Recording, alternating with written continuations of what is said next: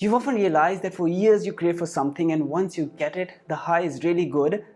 There's a lot of joy and happiness, but then it fades away. It can be for anything you want to buy, such as an iPhone, Apple Watch, heavy bike, a dream piece of jewelry, or it can be something you want to get, something like a dream university, a dream job, or a new country that you always wanted to visit. So, the wisdom of the saints say that craving is at the root of all evil, that you should stop craving and start being content with what you have instead of always chasing the next thing. But I feel differently. I feel that happiness is the process of fulfilling your curiosities. Everything you wish to try, should go and try it. Everything you're curious to buy, you should work hard towards buying it. Everything you wish to explore, you should go and experience it.